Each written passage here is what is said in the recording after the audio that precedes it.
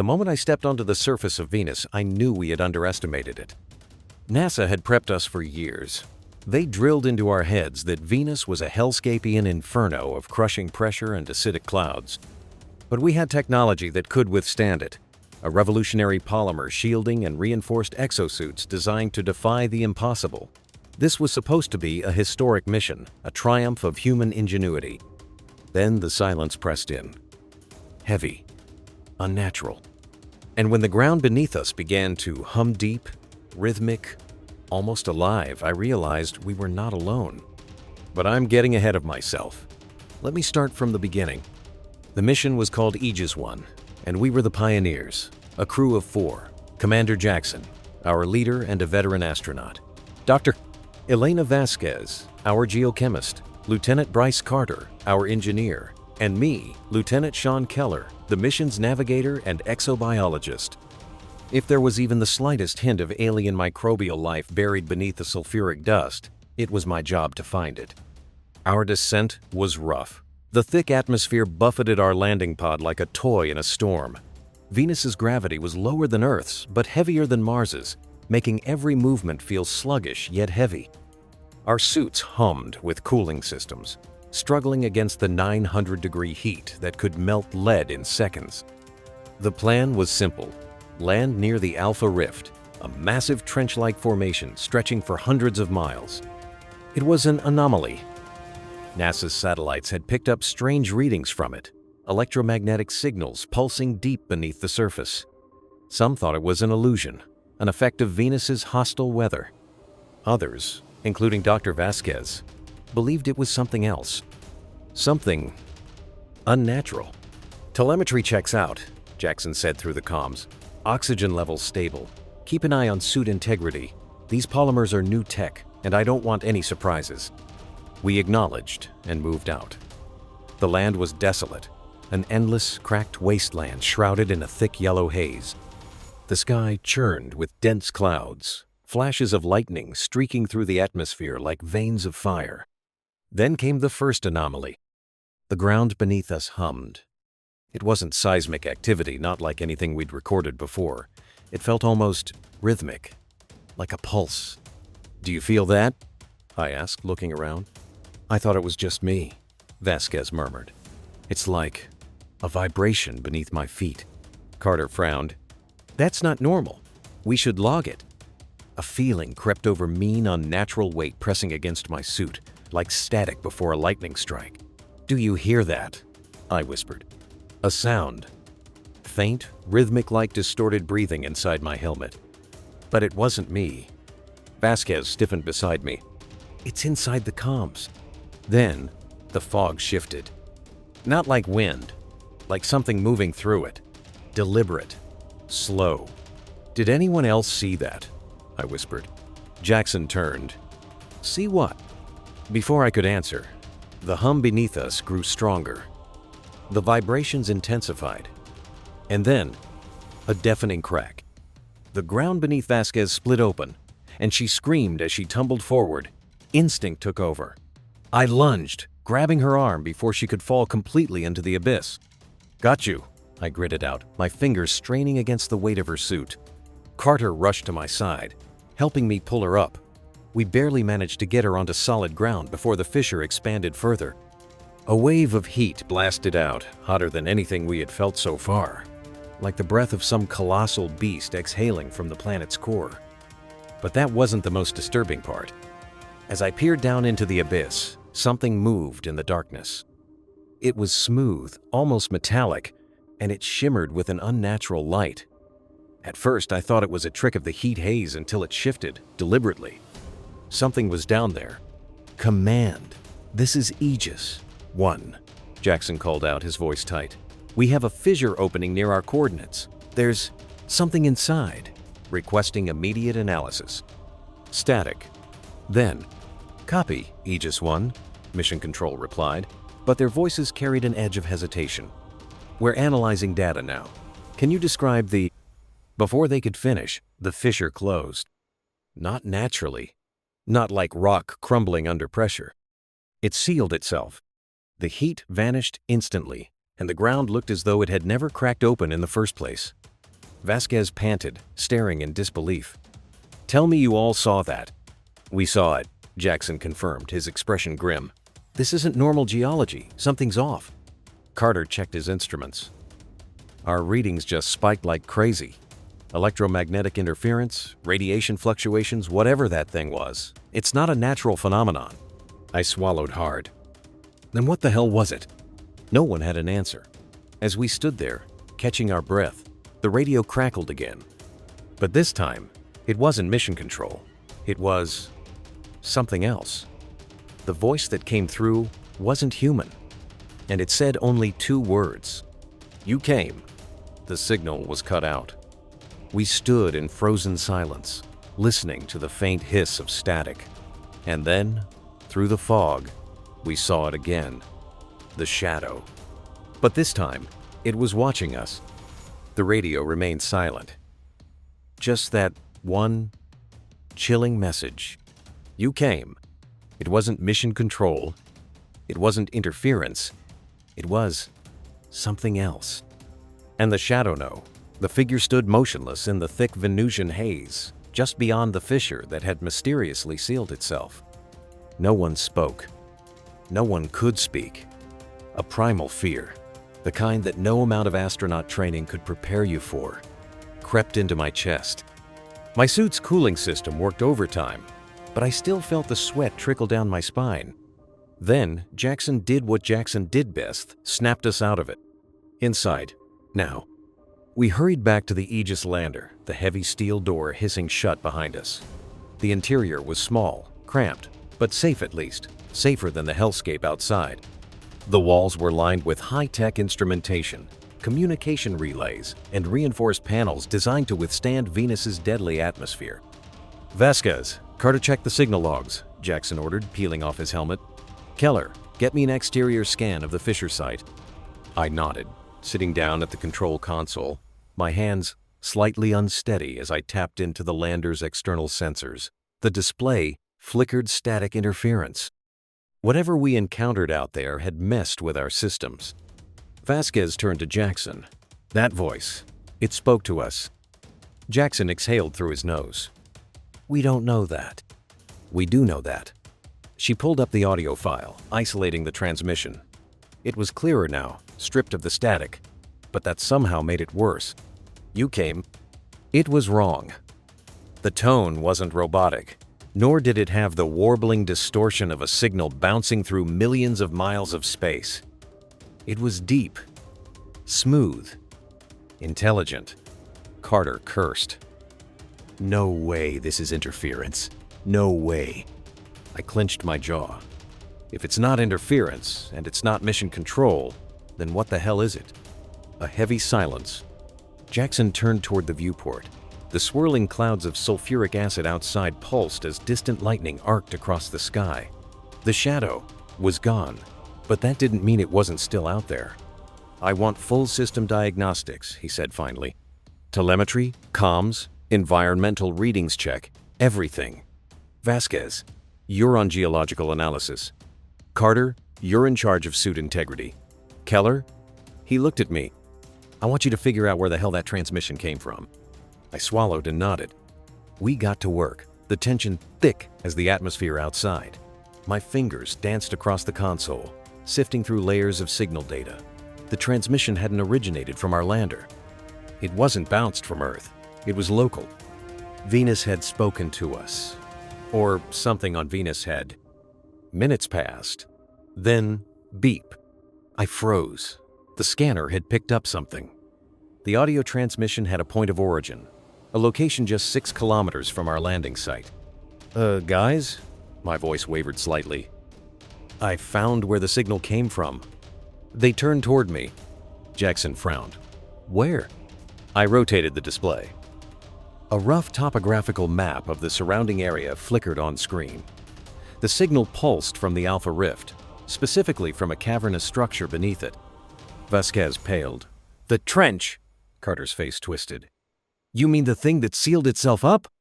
"Yeah," I muttered. "That's where the transmission came from." No one spoke. Then Jackson did something I hadn't expected. He grabbed his helmet. "We're going," he said. Vasquez's head snapped up. What? We're not here to run. We're here to explore. He tightened his gloves. If something down there sent that message, we need to find out what. Sir, I said carefully, we don't even know what we're dealing with. That thing could be what? Jackson cut in. Hostile? Alien? Some kind of intelligence we weren't prepared for? He exhaled, then looked at us, his expression firm. We're already on Venus. We're already past the point of no return. And if we leave without investigating this, NASA will never send another mission back. He was right. We were the first humans here, maybe the last. We exchanged uneasy glances. Then, one by one, we grabbed our helmets. The journey back to the Alpha Rift felt heavier than before, even in the planet's lesser gravity. The fissure that had sealed itself was still smooth, but this time, we came prepared. Carter set up seismic charges, small, controlled detonations designed for deep mining operations. We backed away as he activated them. The explosion wasn't violent, more like a controlled thump beneath our feet. The ground groaned, cracked then opened. A wave of heat rushed out, distorting the air like a mirage.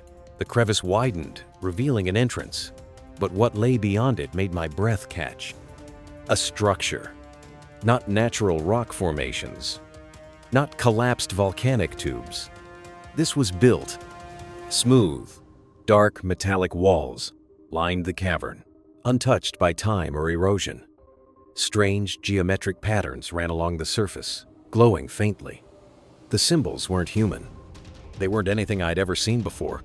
Jesus Christ, Vasquez breathed. This is a ruin. Carter let out a nervous laugh.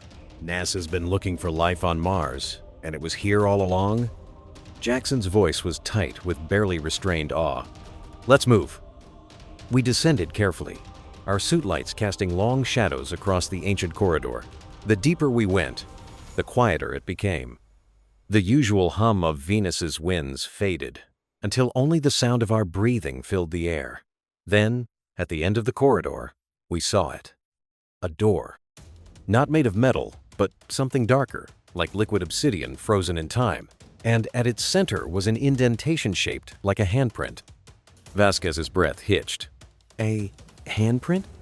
She hesitated, then slowly reached toward it, her gloved fingers hovering over the indentation. The shape was unmistakable human. No, that's impossible, Carter muttered, his voice barely above a whisper. No human has ever. The ground hummed beneath us. The imprint glowed. I took an involuntary step back. My breath felt too loud in my helmet. Then, the hum deepened, almost like a heartbeat. My throat went dry. That's not possible. Vasquez stepped forward, her gloved fingers hovering over the imprint. This means something like us was here before. Carter shuddered. Or something that looked like us. Jackson turned toward me. The signal came from here, right? I checked the scanner. Yeah, whatever sent that message, it's behind this door. A long silence. Then, as if in response to our presence, the handprint lit up. A soft, electric blue glow pulsed through the structure. The ground vibrated beneath our boots, the same rhythmic hum we had felt earlier. Then, a sound. Not static, not interference. A voice. A voice that was not human. And it said one word. Welcome. Then the door began to open. We stepped back, weapons drawn, not that they would do much in an atmosphere like this. The darkness beyond the door was endless. A cavern stretching far beyond the limits of our suit lights. Then something moved inside. A shape. No, shapes. Tall, thin, watching us. And a sudden screech, piercing and mechanical, shattered the silence. Then, everything went dark. Darkness. Not the kind you get when you turn off the lights in a room. This was deeper, heavier. It pressed against my body, making it hard to breathe even though my suit's oxygen levels remained stable. The moment that screeching sound tore through the cavern, our suit lights flickered, then died completely. For a terrifying moment, there was nothing. No sound.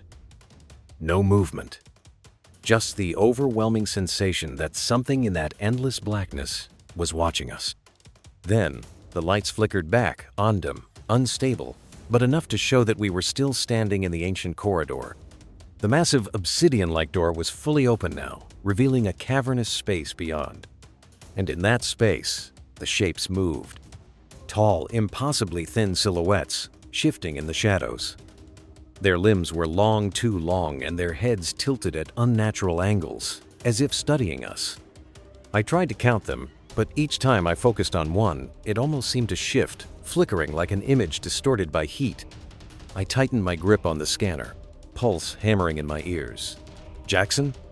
He was already raising his weapon, not that bullets would do much in this gravity, or against whatever they were. Then, before we could react further, one of the figures stepped forward. It didn't move like a living creature. It glided, soundlessly, its elongated form shimmering with an unnatural glow. Not light. Something else. Like it was shifting between dimensions, a mirage on the edge of reality. Then, without warning, my helmet's HUD glitched. A burst of static flickered across the screen, and for a single, sickening second, I saw something else. The cavern was gone. Instead, I was standing in a massive, sterile white room, blindingly bright, featureless, stretching into infinity. And in front of me stood a figure in a NASA spacesuit, but it wasn't one of us. The suit was old Apollo era, the kind they hadn't used in over a century. And the visor? The visor was cracked open, and inside, staring back at me, was a human skull. Then, in a blink, the vision was gone. I was back in the cavern, the creature still watching. My heart pounded as I staggered, breathing heavily. That wasn't just in my head. From the corner of my eye, I saw Vasquez trembling. She had seen it too. Jackson's voice was tense. What the hell was that? Before I could answer, the gliding entity inched closer. And then it spoke. Not with a mouth, not with words. Inside my head, "You do not belong here." A wave of nausea hit me as the voice flooded my mind, cold and vast, like the whisper of an ocean pressing against my skull. It wasn't human. It wasn't alien. It was something else. Jackson stiffened. I knew he heard it too. "Who are you?" he demanded. The figure didn't answer right away. Instead, it lifted one elongated limb and pointed at us, at our helmets, at our NASA insignias. And then, it said something that sent ice through my veins. "This is not your first time here." A deep silence followed. None of us spoke. None of us could. Then Carter, who had been frozen until now, whispered, "What? What do you mean?" A low hum filled the cavern. The creatures shifted, moving aside. And behind them, the walls of the chamber lit up. Not with normal light, but with images. Moving, shifting images, recorded memories. And the moment I saw them, my stomach dropped. Because they weren't aliens. They were human. Old footage. Blurry. Distorted. But unmistakable. A group of astronauts standing on Venus's surface. But this was impossible. NASA's Aegis 1 mission was the first human-crewed mission to Venus. There had been no others before us. And yet, here it was. Footage of astronauts in bulky suits, their visors reflecting the hellish sky. The images flickered, glitching then shifted. Now, they were inside this very chamber, standing where we were standing now. Carter muttered, That can't be real. It's faked, right? This is some kind of..." But then, the image changed again. And this time, it showed something else. Something terrifying. The old astronauts, whoever they were screaming. Their suits were cracking, melting, their visors splintering as something unseen consumed them. Their bodies contorted, twisting in agony. The walls of the chamber trembled, and a darkness something deeper than shadow poured over them like liquid void. One of them, his name tag barely visible through the distortion, was reaching for something. Not for his tools, not for a weapon, but for a handprint scanner on the wall, the same one we had just activated. And as soon as his trembling fingers pressed against it, the footage was cut to black. Then, in the silence, the creature in front of us whispered, "You open the door again." A sudden, crushing weight filled the air. The walls of the chamber trembled. The ground beneath us quivered. Something was coming. Something we had let out. The entity before us, the one that had spoken, began to recede, its glow dimming. "Run!" The word slammed into my mind like a bullet. Then the screeching returned louder this time, like a siren wailing from the depths of the planet. The air shook. Something was crawling out of the darkness. Something huge. Jackson didn't hesitate. "Move!" We ran. Back toward the corridor. Back toward the fissure that led to the surface. Our boots pounded against the ancient metallic floor as the screeching grew closer. Carter tripped Vasquez, hauled him up just as the darkness rushed forward, tendrils of something unnatural snaking across the floor. We burst into the open. The suffocating, boiling Venusian air hit us like a hammer, but we didn't stop. Because behind It was coming. A shape. A mass of shifting void, writhing like a living storm, pulsing with stolen memories. We barely made it to the seismic charges before Jackson screamed, Detonate them!" Carter fumbled with the remote of his hands, shaking then, slammed the trigger. The explosion ripped through the ground. A shock wave blasted outward as the fissure collapsed, sealing the entrance. For a long, terrible moment, we just stood there, panting. Then, slowly, the screeching stopped. The cavern was gone.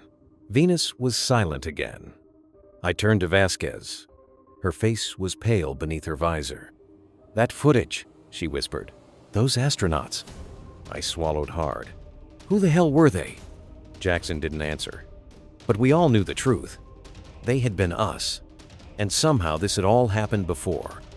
Silence. A suffocating, heavy silence blanketed the landscape, broken only by our ragged breathing. The Alpha Rift was sealed, buried under tons of debris.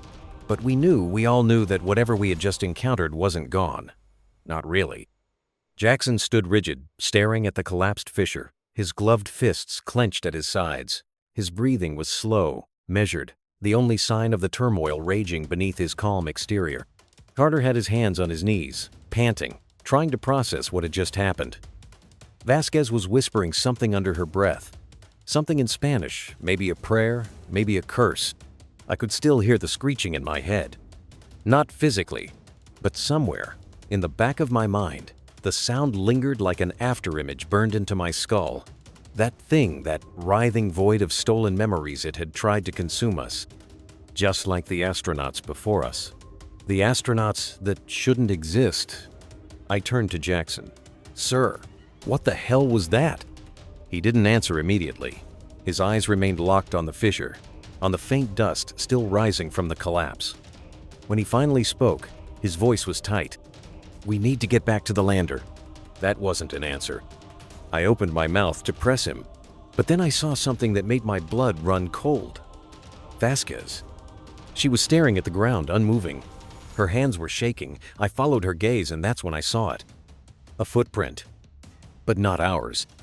It was deeper, the edges worn, as if it had been there for years. No, decades. The surface of Venus doesn't preserve footprints for long. The brutal winds, the corrosive atmosphere, nothing lasts here. And yet, right in front of us, pressed into the sulfuric dust, was a human footprint. And beside it, more of them, leading away from the sealed fissure. "Oh God," Carter whispered. "We're not alone." We weren't. Because someone or something had walked away from that place before, and they were still out here. We moved fast, our boots kicking up clouds of dust as we navigated the treacherous terrain. Every shadow in the swirling fog felt wrong, like something was lurking just beyond our vision, watching, waiting. The walk back to the Aegis lander should have felt like a relief. It didn't. Because the moment we reached the airlock, I noticed something was wrong. The door was open. Not just unlocked open. Jackson froze. "That's not possible." We had sealed it. Protocol demanded it. There was no way that anything could have forced it open. Venus's atmosphere is too extreme for any external force to breach our airlock. Unless something had done it from the inside. Carter hesitated, gripping his sidearm. "Do we go in?" Jackson nodded. "Stay sharp." We stepped inside, and that's when we saw the message. The interior was untouched. No signs of damage, no signs of forced entry, just the same sterile, compact space we had left behind. But on the far wall, scratched into the metal surface with something sharp, was a single phrase, "Leave now." The letters were jagged, uneven, like they had been carved in a hurry. A rush of nausea twisted my stomach. "Who the hell wrote that?" Vasquez whispered. No one answered. Because we were all thinking the same thing. What if it wasn't who wrote it? But when? I turned to Jackson. "We need to tell Mission Control." He nodded and moved to the comms console. The static was still there, warbling, distant. Ever since we landed, the interference had been bad, but now it was different. It had a pattern, a pulse. "Mission Control, this is Aegis 1, Jackson called out. "Do you read?" Nothing. Then a faint click and a breathing. Not ours. Someone was on the other end. Someone who wasn't NASA. Then, in a voice that sounded eerily familiar, the static whispered back, "Do not let it follow you." The connection was cut off. The air inside the lander felt too tight, too small. Vasquez swallowed. That voice, that sounded like... I already knew what she was going to say. It sounded like Jackson. Before we could process what the hell had just happened, the lander's proximity alarm blared. Something was moving outside. Jackson pulled up the external cameras. The feed was grainy, distorted by the atmospheric interference, but I could still make out the shape, tall, human-shaped. Standing just outside the lander. Not moving, just standing. The fog swirled around it, distorting its edges, making it look almost translucent, like it was flickering between two realities. Then, slowly, it lifted a hand and pressed it against the airlock window. The handprint matched mine exactly. I stumbled back, my breath catching in my throat. What the... Then the lander's lights cut out, pitch black. I heard Vasquez whispering a prayer. Carter cocked his pistol, as if it would do anything against whatever the hell was out there. Thin voice. Not from the comms, not from the radio. From inside the lander. Right behind us. You were not supposed to come back. I spun, my heart slamming against my ribs. The emergency backup lights flickered on, casting the room in a dim red glow, and standing in the corner of the lander was an astronaut. His suit was old, degraded, the NASA patch barely visible under layers of what looked like burn marks. The visor was cracked, revealing a face beneath, but it wasn't a face anymore. It was hollow, like the skull in my vision. Carter screamed. Jackson lunged for the emergency depressurization switch. Out! Move! We stumbled through the airlock, shoving into the blinding Venusian haze. The figure didn't follow. But as we backed away, the lander's lights flickered, and the comms unit inside hissed to life one last time. A whisper, a warning, a final message. It will not let you leave. The lander was dead. We were stranded, and Venus was waiting. We were stranded. The lander, the only thing standing between us and Venus's merciless inferno, was dead. Comms were silent. Power was gone. And inside, something impossible had just spoken to us. But the worst part was that it was still there. The figure that burned Astronaut hadn't moved when we stumbled out in a panic, but we knew it was watching, waiting, and the last message that whispered through the comms still echoed in my head. It will not let you leave. Jackson's voice snapped me back to reality. We need to move, now. Vasquez, pale and shaking, turned to him. Move where, Commander? He exhaled sharply. We improvise. Backup protocol states that if the lander is compromised, we set up a distress beacon at high ground and wait for rescue. Carter let out a bitter laugh. Rescue? From who? We barely got here in one piece. NASA isn't sending a second team. A long silence. We all knew he was right. NASA had spent years developing the technology to get humans to Venus's surface. The mission had taken an absurd amount of resources and funding. A second ship wasn't going to just appear out of nowhere. And the thing inside the lander knew that. But Jackson didn't hesitate. We set up the beacon anyway. It's the only move we have. No one argued. Because standing here next to that lifeless hollow lander felt worse than walking back into the unknown. So, we started moving. The trek was brutal. Venus's terrain is a hellscape of razor-sharp volcanic rock, blistering winds, and endless sulfuric fog that eats away at anything man-made. Every step felt like walking through a dying world, a planet that had rejected life before it ever had a chance. But the footprints, they didn't stop. They led us forward, human-shaped, deep, old. "Commander," I called out, my voice hoarse over the radio. "We're still following them." Jackson didn't slow down. "I know." "Doesn't that bother you?" Carter muttered. "Everything bothers me," Jackson admitted, "but stopping won't change anything." He was right. And yet, as we climbed the jagged slope, I couldn't shake the feeling. The feeling that whoever left these footprints had walked this exact path for a reason. That we weren't just following them, we were repeating them. We reached the highest point in the area plateau of cracked stone, overlooking the endless wasteland of Venus. The sky churned with dense, acidic clouds, and every few minutes, a silent bolt of lightning streaked across the horizon, illuminating the world in flashes of sickly yellow. Jackson and Carter set up the beacon, a compact transmitter built to punch through atmospheric interference. It was our only hope of contacting NASA or anyone listening. I helped Vasquez with the signal calibration. "Even if this works," she muttered, "we could be here for months before anyone gets the message." I adjusted the frequency. "Better than dying down there." She didn't argue. Then, beep, the beacon came to life. A pulse of radio waves cut through Venus's atmosphere, broadcasting our distress call into the void of space. A small victory. But it was short-lived, because the moment the beacon activated, the static returned. Deep, rumbling. And this time, it wasn't from our comms. Vasquez went stiff. "You hear that?" Carter nodded slowly.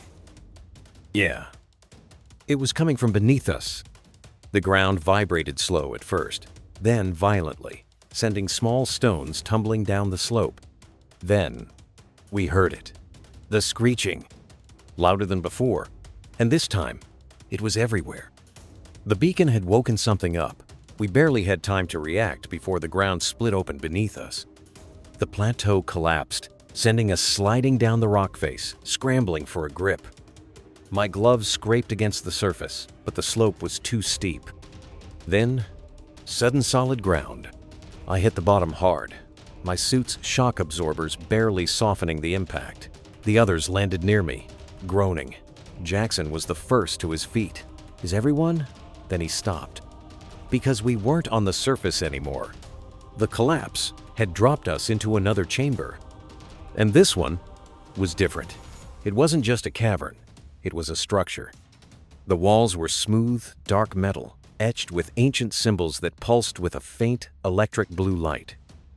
And at the center was a massive circular doorway. But what made my stomach twist was the figure standing in front of it, a man in a NASA suit. His back was to us, his visor cracked, but I already knew. I already knew what we were looking at, because the name tag on his suit was clear. T. Sean Keller. My name. My exact name. My exact suit. Carter took a staggered step backward. "No, no, no, no, no." Jackson was frozen, speechless. Vasquez just whispered, "Oh my God." The other me stood still, unmoving, as if he had been waiting. Then, slowly he turned, and I saw his face. It was me, but older, scarred, hollow, and as I locked eyes with myself, the static in my helmet screamed. A rush of memories, visions flooded my mind in an instant. I saw myself in this chamber before. I saw this moment, this exact loop again and again. And then, the older me whispered, "We never leave." The walls shook. The door behind him began to open. And from the endless black void beyond, something crawled out. The figure the other, me reached out a shaking hand.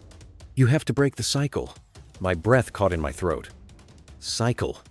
This wasn't the first Aegis 1 mission. This wasn't even the first version of us. Venus, this place was trapping us, and whatever was beyond that door, it was waiting. Feeding. The creature emerged, shifting, writhing. Its form not physical, but something deeper, like it existed between dimensions. The older me turned toward I'd accepting it. "Not this time," I whispered. Then I grabbed Carter's seismic charges, the same ones we had used to collapse the first rift. Jackson saw what I was doing. His eyes widened. "Keller!" I didn't let him finish. I armed the charges, and I ran straight into the abyss. The last thing I heard was Vasquez screaming my name. Then there was a white light. White light engulfed me, stretching and compressing my very being as if I were being rewritten at the molecular level. There was no sensation at first, just an endless weightlessness, a feeling of drifting beyond existence. I knew I had detonated the seismic charges. I knew I had thrown myself into the abyss, into the very heart of the entity that had been watching, waiting, but I wasn't dead. Not yet. Slowly, the world reassembled around me. A distant hum resonated in my skull, growing into a violent pull that yanked me through something thick and suffocating, as though I were wading through liquid stone. My body contorted, every fiber stretched impossibly thin.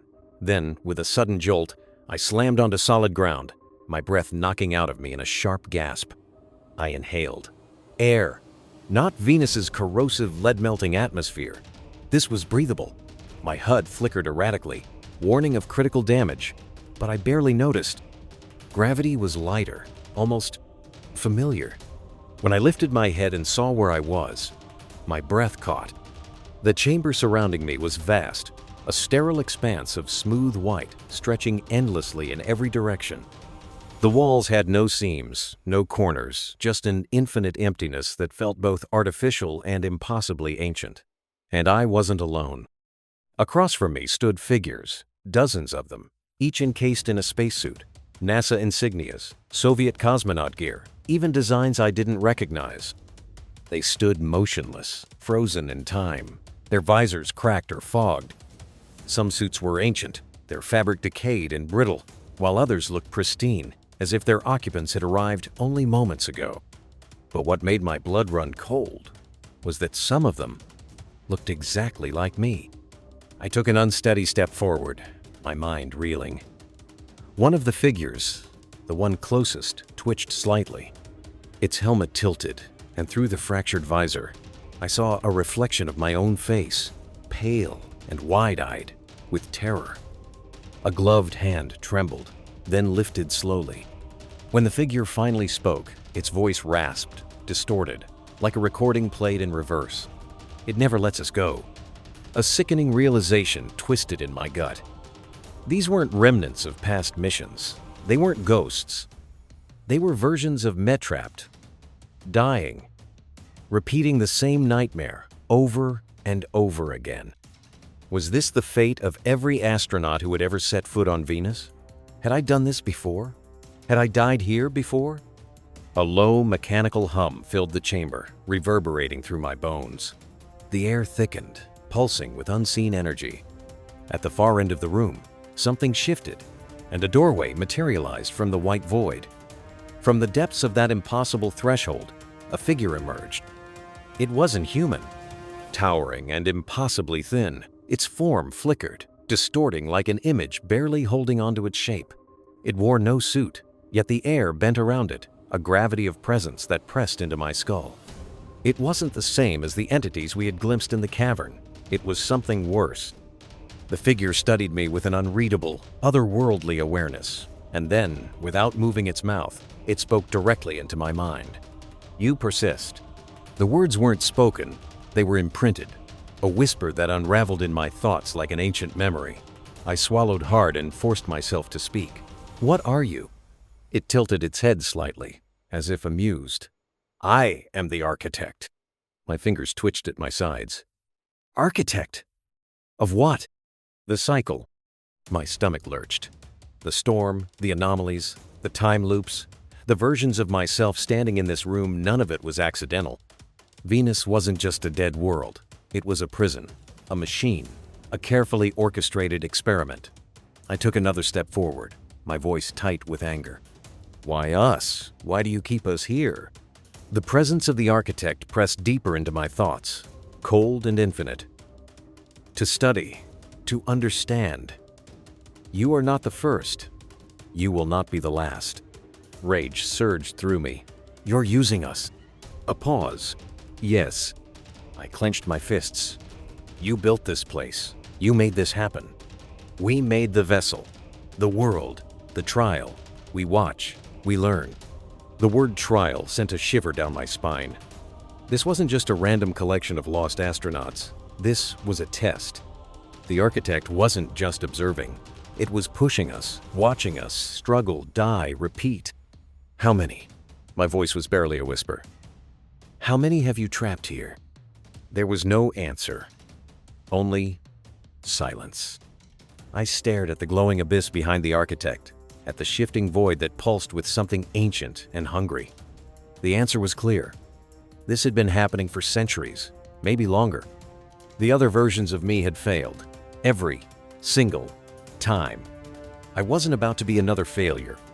Glancing at my belt, I realized my seismic charges were gone detonated when I collapsed the rift. But I still had my helmet's emergency beacon. It wasn't designed for much, just a last resort distress signal. But if I overloaded it, if this place was built on energy, on structure, then maybe, just maybe, I could break it.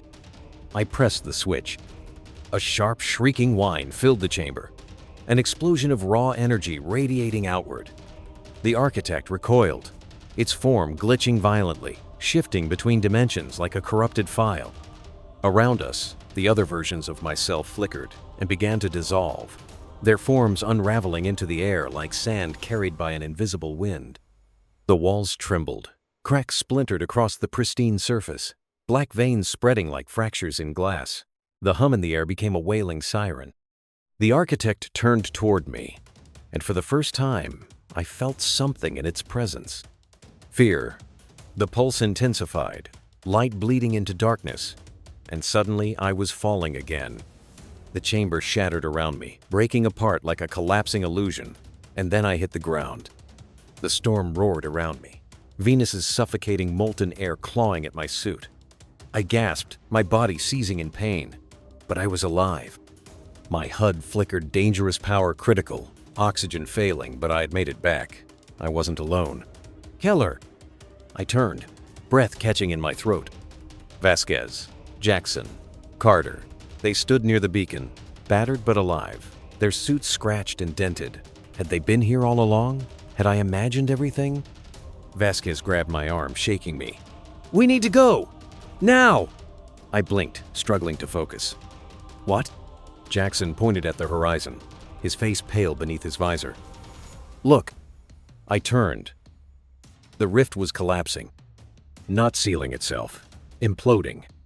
The structures beneath Venusta chambers, the architect, the machine itself were unraveling, dissolving into nothing. I had done it. I had broken the cycle. But something else had woken up. The storm thickened, swirling into a massive vortex, an eye of darkness consuming everything in its path. The beacon was still active, still transmitting, but I knew that if we didn't escape now, we would be swallowed forever. Jackson slammed the comms. Mission Control, this is Aegis 1. If you can hear us, we need immediate extraction. For a heartbeat, nothing. Aegis 1, we read you. Stand by for emergency retrieval.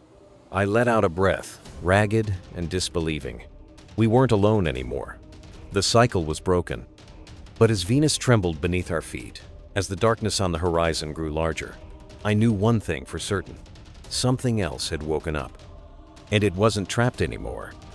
The signal from Mission Control should have been a relief, a tether to sanity after the madness we had endured. But as I stood there, staring at the rift, watching it expand and contort, I knew we had broken something far worse than a mere cycle. Venus itself was collapsing, unraveling at the seams, and the storm that had once been a force of nature had transformed into something alive. The air crackled with energy. The ground trembled violently beneath us, and something colossal was pulling itself free from the abyss. Jackson's voice snapped me back into focus. Move! We need to get to higher ground. If NASA sends a retrieval pod, they're not landing in this mess." His words carried the weight of command, and without hesitation, we sprinted, our boots barely keeping traction on the shifting, unstable terrain. The planet itself was fighting back, rejecting us in a way that was no longer just environmental hostility. It was conscious, deliberate. Carter nearly stumbled as a deep fissure split open beside him, an endless void stretching below. Vasquez grabbed his arm and yanked him forward just in time. "Keller, what the hell is happening?" she gasped, her voice edged with panic. That thing, it's coming for us! I didn't answer because I couldn't. My mind was still struggling to comprehend the shape forming within the storm, something that shouldn't exist in the physical world. It was no longer just the architect's presence, this was something else entirely. Something that had been imprisoned here for a reason. Then I saw it halfway up the ridge, embedded in the rock, something that didn't belong. A structure. Not natural, not part of Venus's raw landscape, but alien machinery, sleek and black with veins of pulsing energy. Even in the chaos, I knew what it was. "There!" I shouted, pointing. "That's our way out." Jackson's head snapped toward it, eyes narrowing as he processed my meaning.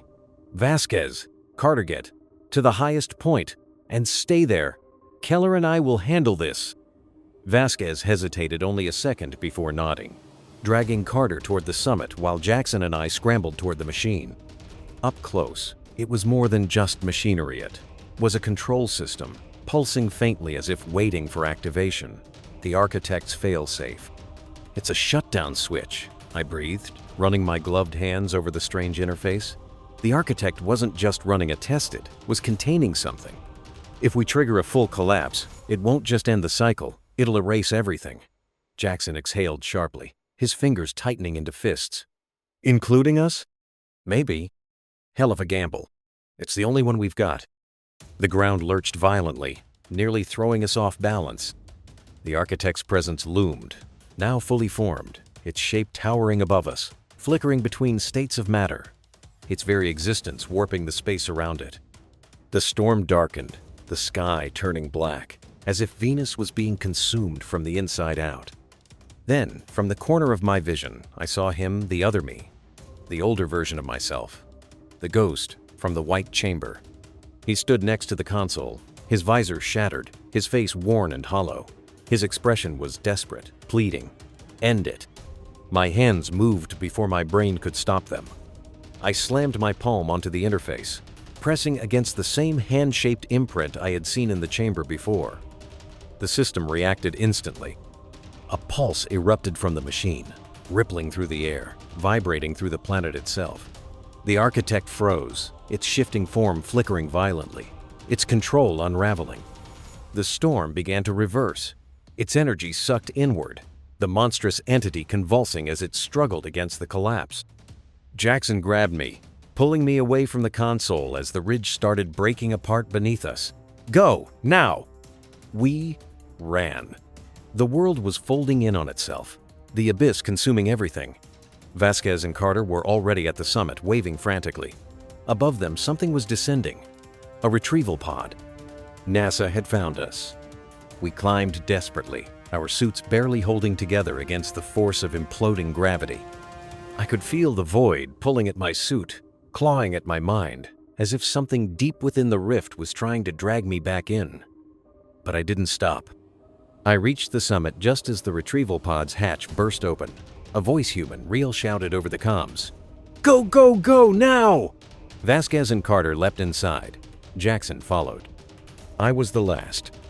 I turned back one final time and saw the architect one last time, its form collapsing, its presence fading.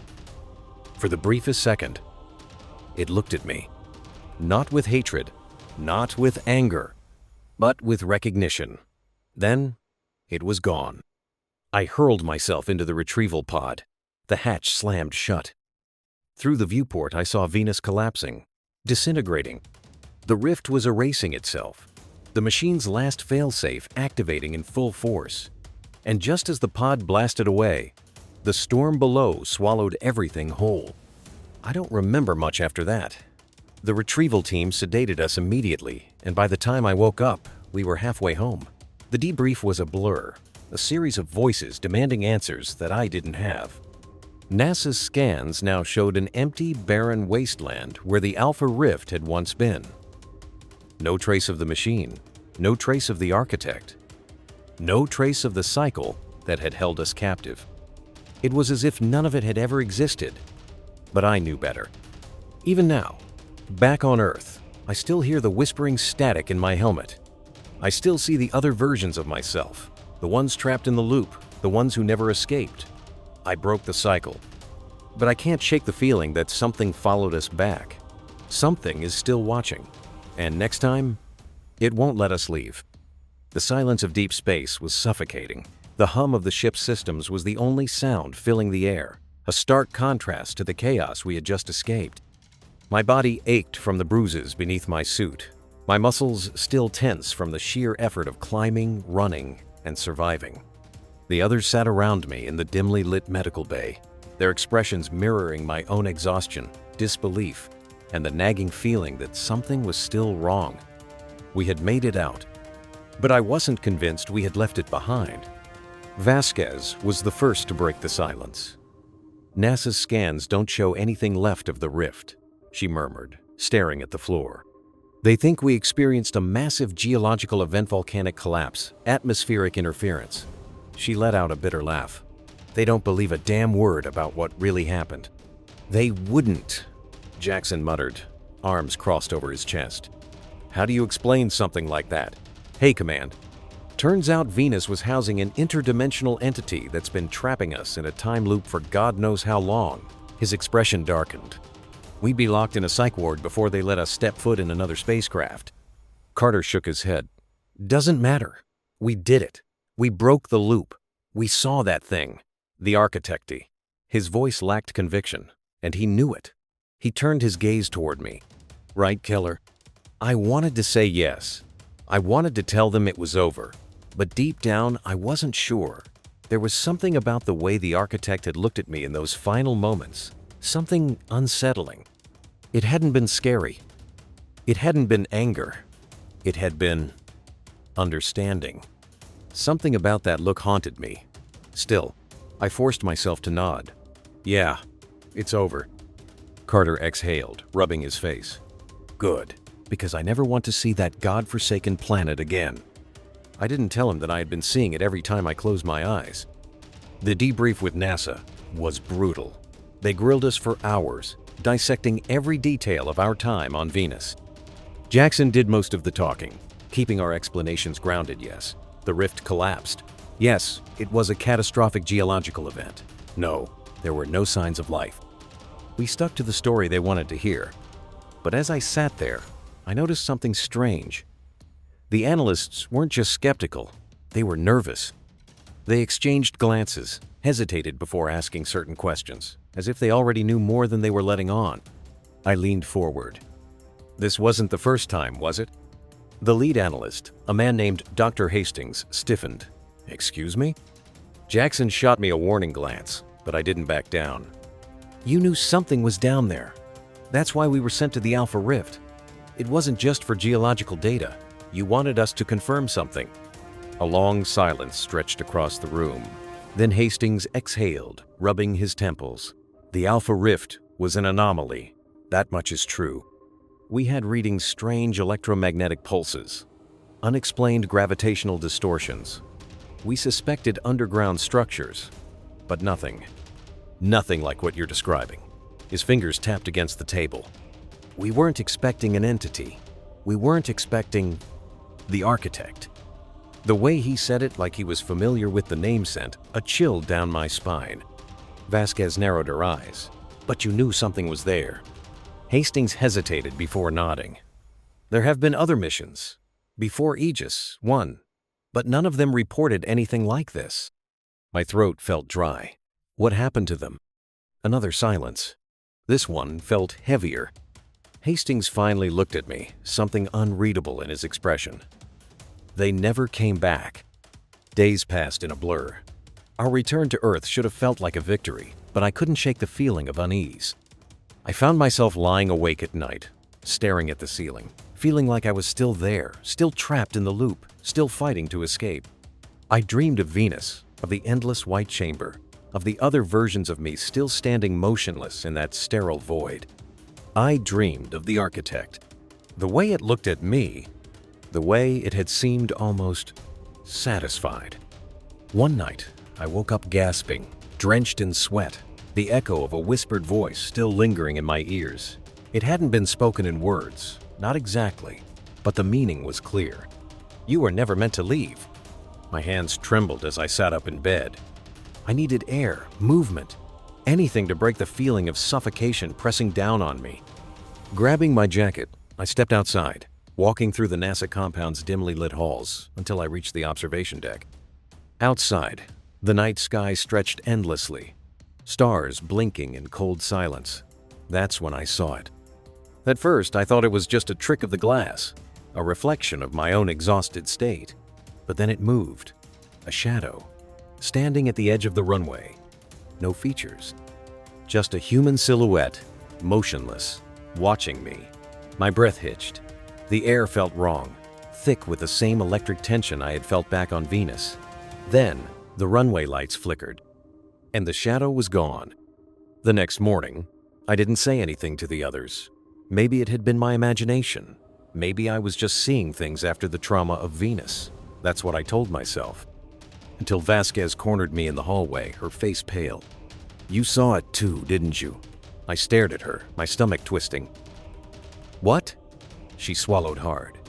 "The shadow. Last night, my pulse pounded in my ears." "You saw it?" She nodded slowly, her expression tight. "And I've been hearing something. Static. In my comms, even when they're off. Like a voice, just on the edge of hearing." I felt a cold dread settle in my chest. We had escaped Venus. But whatever we had woken up down there, it hadn't been trapped anymore. It had come back with us. The feeling of being watched never left me. Even though we were back on Earth, away from the choking atmosphere of Venus, away from the architect and its endless, looping prison, I couldn't shake the paranoia that had settled deep in my bones. It wasn't just the occasional flicker of lights or the strange static hum in my ears when I tried to sleep. It wasn't even the shadowed figure Vasquez and I had both seen by the runway. It was something deeper. A feeling that gnawed at the edges of my thoughts, whispering that we had never truly escaped. And then, the first death happened. Carter was found in his quarters early in the morning, his body contorted in a way that wasn't natural. The medical report was inconclusive, no signs of struggle, no physical trauma. But what disturbed me the most was the expression frozen on his face. His mouth had been open, lips twisted in a silent scream, eyes wide with terror.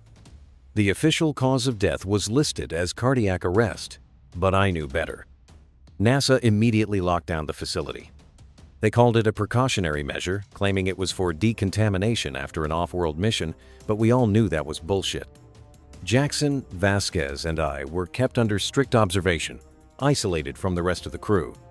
They didn't say it outright, but they were afraid we had brought something back with us. They were right. The night after Carter's death, the whispers in the static grew louder. I was lying in my bunk, staring at the ceiling, when I heard a voice just beneath the threshold of human hearing. It wasn't words, not at first, just a deep, resonating hum. But as the minutes stretched on, the noise sharpened into something I understood. "You were never meant to leave." My blood turned to ice. I bolted upright, scanning the darkened room. The air felt heavy, suffocating, as if the pressure had suddenly doubled. My comms unit, which was supposed to be off, crackled with distortion. And then I saw it. In the reflection of the small circular mirror mounted across from my bunk, there was something behind me. A figure. Tall, distorted. Its limbs too long. Its body flickering like a signal struggling to stay intact. I turned sharply, heart pounding. Nothing was there. But the static in my earpiece didn't stop.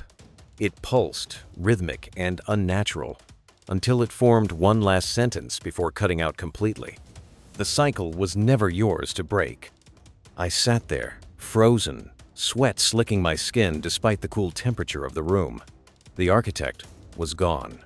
We had seen it collapse into the void, erased from existence. But if that was true, what was this? I didn't sleep that night. By the third day, Jackson stopped talking. At first, I thought he was just shutting down, dealing with the trauma in his own way. But then Vasquez came to me, her face pale and drawn, and I knew it was worse than that. "He hasn't left his room," she whispered, glancing over her shoulder as if someone might be listening. "And I think he's writing something." We found him hunched over his desk, surrounded by pages and pages of notes, not just written in his own hand, but in multiple handwritings. Some of them were his, some were mine, some were Carter's, and some didn't belong to any of us. "What the hell is this?" I muttered, flipping through the pages. "They're logs," Vasquez said, her voice barely audible. "Mission logs, from Aegis 1. I frowned. "So?" She shook her head. "Keller. They go back hundreds of years." My stomach clenched as I scanned the documents. They shouldn't exist. They referenced missions that never happened, expeditions that predated our technology, all of them describing the same thing: the rift, the architect, the cycle. Some logs even mentioned names I recognized. Names from the ghost crew we had seen in the White Chamber on Venus. Then I saw the final page. It was written in my handwriting, but I had never written it. It's still here. It's still watching. The architect was never the true warden. It was just a gatekeeper. Something else is waiting. Something older. Something that needs us to bring it home. We never left. We only think we did. I dropped the paper, my hands shaking. "Jackson, where did you get these?" He didn't answer at first. He just stared at me, his eyes hollow. Then I noticed his hands. His fingers twitched, moving in slow, precise patterns, tracing invisible shapes against the table. Symbols. The same symbols we saw in the ruins. Vasquez stepped closer. "Jackson?" His lips moved, but no sound came out. At first, it seemed random. Then, my blood ran cold. He was whispering my name. Then, in a voice that was barely his own, he whispered, "We were never supposed to leave." Then the lights flickered, and Jackson collapsed. NASA's security team swarmed the room within minutes, sealing us off once again. Jackson was unresponsive, eyes open, his pulse erratic. They rushed him to medical isolation, but I knew the truth. He wasn't sick. He was somewhere else. Something had taken hold of him, and it was coming for us next. That night, Vasquez and I stayed in the observation room, watching him through the reinforced glass. His body was there, but he wasn't. His fingers twitched, writing invisible symbols on the bed frame. His lips moved as if speaking, but no sound came out. Then without warning sat up. The motion was too fast, too unnatural. His head tilted slightly, like he was listening to something we couldn't hear. And then, in perfect unison, every monitor in the room burst into static. A single word flashed across the screens. "Welcome back." The lights cut out. Vasquez grabbed my arm. "Keller." I barely heard her over the screeching in my ears. Not static anymore. Something else. A sound I had prayed I would never hear again. The sound of the cycle restarting. I turned toward the glass just as Jackson's head snapped toward us, his eyes empty, his lips curling into something that wasn't a smile. And then, from the speakers, we heard his voice. "You thought you broke the cycle. You only started a new one." My breath caught. It wasn't him speaking. It was all of them. Every version of us that had ever existed. Every astronaut that had ever been trapped in the loop. The architect had been a prison guard, but now the warden had stepped in, and it had found a new way to keep us from leaving. The alarms blared. The facility was thrown into lockdown, but it was too late. The shadow I had seen on the runway, the whispers in the static, they weren't remnants, they weren't echoes, they were invitations. And now, the door had been opened again. Vasquez grabbed my wrist, shaking me. "Keller, we have to go. We have to." The last thing I saw before the lights cut out completely was Jackson's reflection in the glass, his form flickering, stretching into something that wasn't human anymore. And then, just before the darkness swallowed us whole, the static whispered one last time, Welcome back to the beginning.